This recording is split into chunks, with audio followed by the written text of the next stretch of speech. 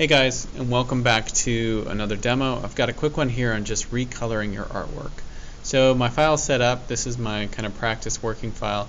I've copied my image over from where I image traced my face, and I've laid it out within this 8.5 by 11 sheet of paper and kind of organized some of the other elements to just make it look well balanced. When you recolor the artwork though, you're interested in how to maybe make the colors have more harmony within the composition. So if, for example, you like image traced your face and it's a bunch of skin tones, you may want to actually change those colors. And so in order to do that, it's pretty simple. We're going to click on our image, and then you'll see at the upper top part of the screen, I'm just going to zoom in on this, you'll see this little color wheel looking icon right there.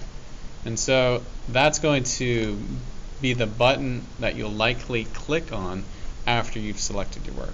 So you'll notice a little pop-up video, or not a pop-up video, but a pop-up menu pops up. So I click it, you see this panel right here, and you kind of have some choices here of like, you know, what kind of flexibility do you want? Do you want to actually like move every single color? Or do you want to just kind of like generally or globally affect the colors? So within this little color wheel, you can see there's all these different colors are kind of plotted within that spectrum. And if I click on the largest one and pull it, all the other members will move as well. And so you can pick and kind of like move it.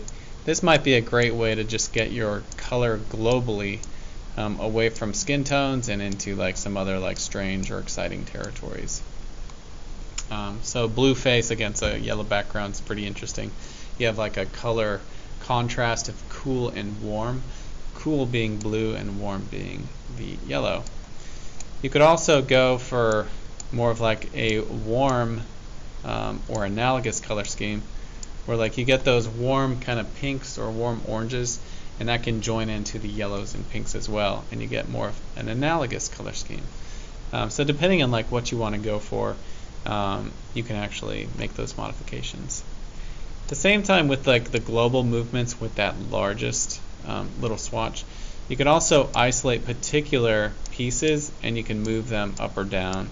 And you'll notice like certain parts of your image will start to update. So this swatch kind of controls the light blue on the hat, and so on and so forth. All of these different swatches kind of control a different part of that drawing. So you can kind of play with those. And I would, if you end up kind of like getting lost, you can always hit the reset button at the top of the screen of that panel, and it'll go back to its normal setting. I wouldn't mess too much with the advanced options. I would mostly just like stay right here if you're comfortable in this zone and play with just moving the colors around to get like a global change in that color. The other thing that I would say is like you could stay with recolor, or you could do your generative recolor. And so when you click on generative recolor, it's going to use some artificial intelligence to analyze your image and then kind of like make some decisions about like where different colors should go. So with the face, it might get some interesting results, but let's go ahead and do trippy disco lights. And what's kind of weird about this as well is like it's basically like type to product searching. So you could say like, I don't know, walking through the park on a Sunday afternoon, and it's going to generate color schemes based off of what you actually write. So I'm going to click on trippy disco lights. It's going to analyze your image. It's going to start to kind of like do some ideas about like where colors could go, and then it gives you like 4 options there that you could choose. So of those 4, I don't know, maybe you like this one, so you click on it, you can look at it. It's like, oh, that's kind of fun. I mean, maybe a little bit of like the nose falls apart. But again, you can hit reset, and it goes back to the normal look. So I'm also going to do like walking in the park, and we'll just see what that actually does. I'll hit enter. Now it's coming up with like 4 new generations, and again, like I don't really know how they actually assign these colors, but this would actually be like an example of walking through the park. Maybe there's more like earth tones and like sunshine looks to it, but that can be a kind of interesting way as well to generate some like new and exciting ways to bring color or different recoloring to your face. Again, if it looks weird or you get lost, you can always hit reset and that'll bring you back home. Once you're done, you can basically just like click out of that window and then your work will be changed.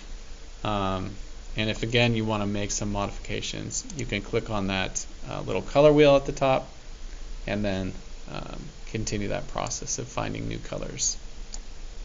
So that'll be it for this demo, again with recoloring your artwork using both like the global movement of those particular swatches or using AI generative abilities to come up with some ideas. Okay.